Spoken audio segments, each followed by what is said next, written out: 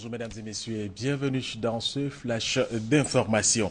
Le président de la République, Alassane Ouattara, a quitté Abidjan hier dimanche pour Abuja au Nigeria. Le chef de l'État prend part ce lundi à Abuja à la 46e session ordinaire de la conférence des chefs d'État et de gouvernement de la CEDEAO consacrée à l'examen des sujets de préoccupation en Afrique de l'Ouest, notamment la situation au Burkina Faso. Les chefs d'État et de gouvernement vont se pencher sur le rapport du président de la CEDEAO, le rapport de la 73e session du Conseil des ministres et de la 33e session du Conseil de médiation et de sécurité. L'esplanade du palais présidentiel est en train d'être rénovée pour lui donner de l'éclat.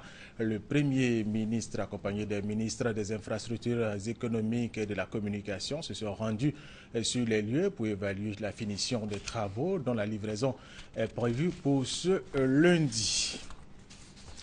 Le pont Henri Konan-Bédié, qui relie la commune de Cocody à celle de Marcory, sera inauguré demain mardi en présence du président de la République, Alassane Ouattara. Ce pont, le pont Henri Konan-Bédié, est un véritable outil au service du développement de la Côte d'Ivoire.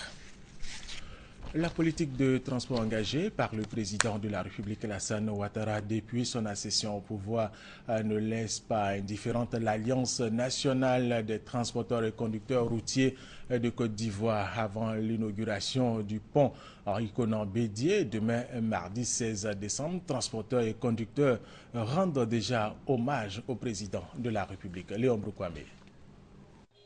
Arrêt de travail samedi après-midi par les transporteurs et conducteurs routiers à la demande de leur alliance, le temps d'un hommage au président Alassane Ouattara pour ses actions en vue de l'épanouissement du secteur et des acteurs du transport. Annulation en 2011 de la vignette, lutte contre le racket, amélioration de la sécurité et de la fluidité routière, le tout couronné par des infrastructures routières avec en ligne de mire le pont Henri Konan-Bédié.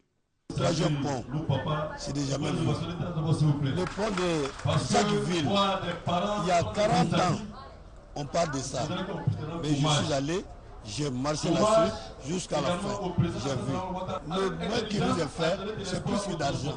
Les transporteurs sont unanimes. Ils sont les premiers bénéficiaires de ces chefs-d'œuvre du chef de l'État. Les véhicules que nous avons aujourd'hui font les exploitations sans aucun problème. Et au niveau de la sécurité routière, nous avons aujourd'hui ce qu'on appelle une sécurité totale. Au niveau aujourd'hui de ce qu'on appelle la rotation des véhicules, nous allons et nous venons sans encombre. Nos passagers sont transportés aujourd'hui presque dans la sécurité totale.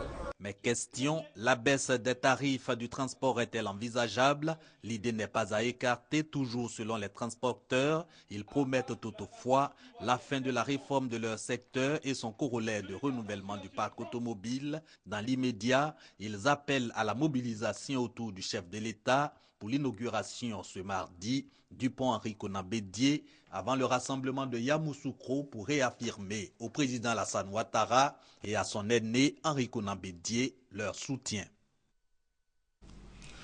En Libye, les combats se poursuivent dans plusieurs zones du pays entre forces loyalistes et une alliance d'islamistes et de djihadistes. Ces forces veulent contrôler la région pétrolière du pays. Des otages en nombre indéterminé sont retenus ce lundi dans un café de Sydney en Australie. Le lieu est encerclé par la police et un drapeau islamiste noir était visible à une fenêtre de ce café. 9 otages ont été libérés. Le terroriste dit avoir placé des bombes autour du café. Et pour terminer, sachez que Miss Afrique du Sud, Rolene Strauss, étudiante en médecine, 22 ans, vient d'être élue Miss Monde 2014. Elle succède à la Philippine Megan Young. Et c'est la fin de ce flash d'information. Merci de l'avoir suivi.